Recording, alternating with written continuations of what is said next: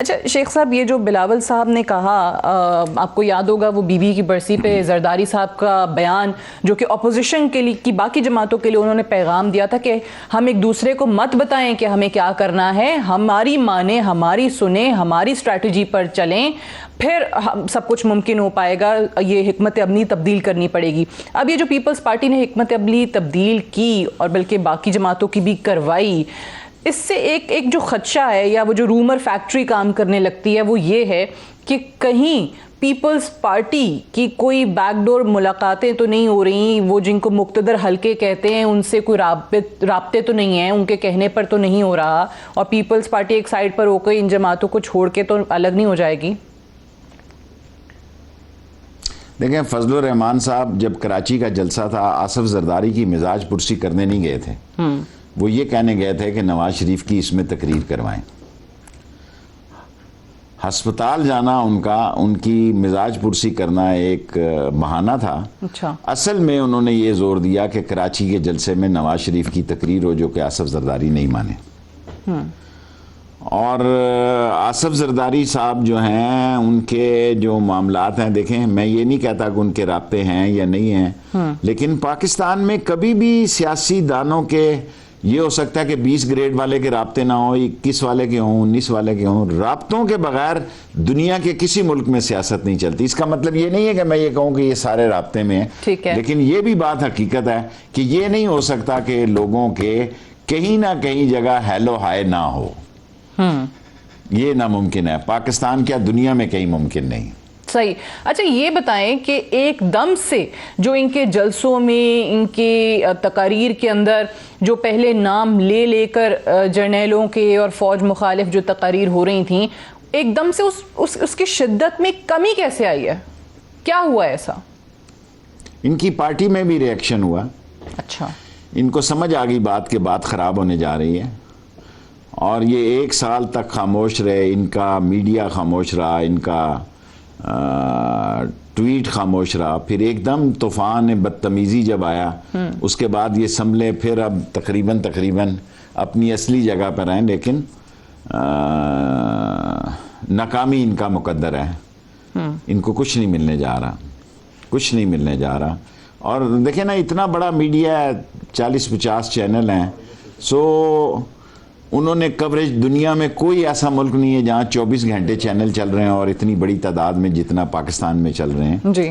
सो उनको एक ये तो कोई बहस नहीं है। अगर मैं ये कहूं कि उन्होंने इलेक्शन कमीशन के आगे आए, 4 महीनों से लगे हुए थे कि हम आ रहे हैं, तो जितना मीडिया खड़ा था, मैं तो 2000 कहना चाहता था, मैंने उनको कहा कि आप एक फिगर दे दें ताकि मैं वो कहूं।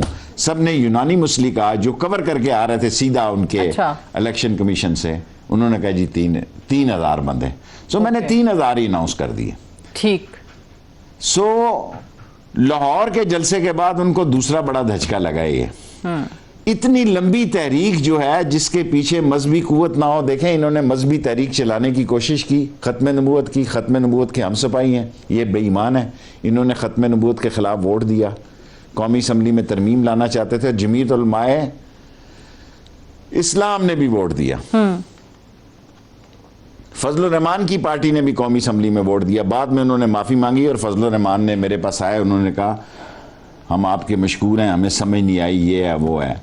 ठीक। इसराइल को कौन मानने जा रहा है जी? कश्मीर पे इमरान खान का किरदार जो है बड़ा वाज़े और बड़ा मिसाली है।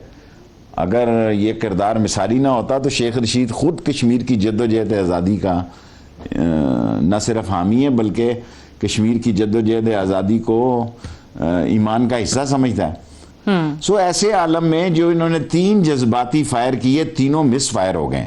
ठीक है। अब आके आ गया जी फॉरेन फंडिंग जी। इमरान खान कहता है आ जाओ। अब उनकी सारी उम्मीदें फॉरेन फंडिंग केस से लगी हुई हैं। वो कहते हैं फारिग हो जाएगी पीटीआई, लेकिन यहाँ ब्रॉडशीट निकल आया है, यहाँ ब्रॉडशीट निकल आया। असल सारी दुनिया की तवज्जो अनकरीब ब्रॉडशीट पे हो जाएगी, ज्यादा से ज्यादा 3 महीने। ज्यादा से ज्यादा 3 महीने, अप्रैल तक आप देखेंगे ब्रॉडशीट का केस जो है आसमान से बातें कर रहा होगा। चलें, ब्रॉडशीट आप कह रहे हैं, आपने इसको पैनामा 2 का नाम भी दिया, पैनामा प्लस का नाम भी दिया। एक ब्रेक के बाद वापस आके ये ब्रॉडशीट के हवाले से भी और कुछ दीगर मामलात भी हैं, उस पर भी हम वफाकी वज़ीर दाखिला शेख रशीद साहब से बात करेंगे right after this short break.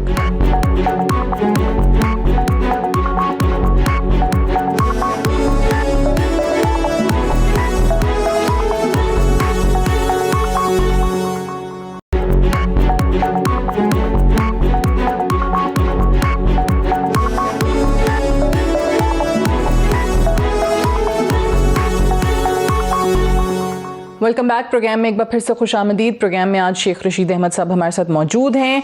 Sheikh साहब, ब्रॉडशीट के हवाले से आपने तस्करा किया था ब्रेक पे जाने से पहले। ब्रॉडशीट के हवाले से ज़ाहिर है वो उनके CEO ने हर जगह पर आकर इंटरव्यूज़ दिए, बताया किस तरीके से क्या चीज़ें रही मामलात।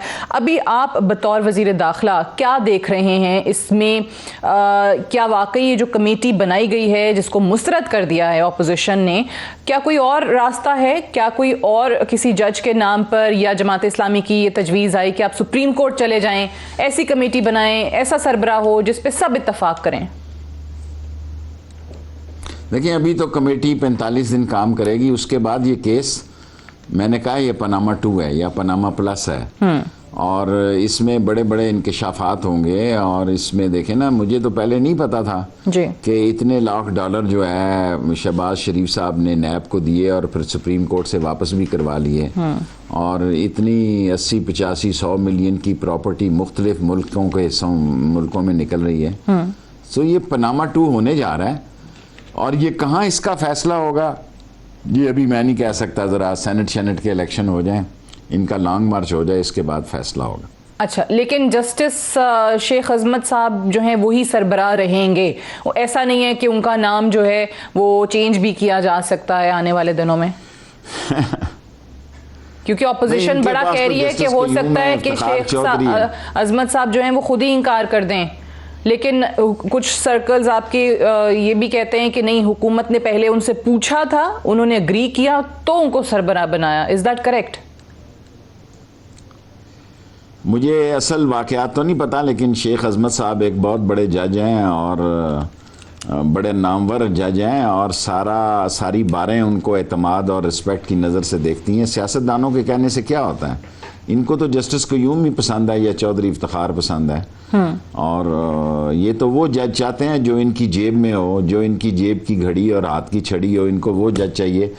और शेख अजमत इंसाफ का जज है और असूल का जज है और रिस्पेक्ट का जज है पाकिस्तान बार में। ठीक है, तो वो ही करेंगे। उनका नाम वैसे शेख साहब ये भी बताइएगा, आपके तो नॉलेज में होगा कि अगले चेयरमैन नैब के लिए भी उनका नाम जो है वो बड़ा गर्दिश कर रहा है आजकल इस्लामाबाद में।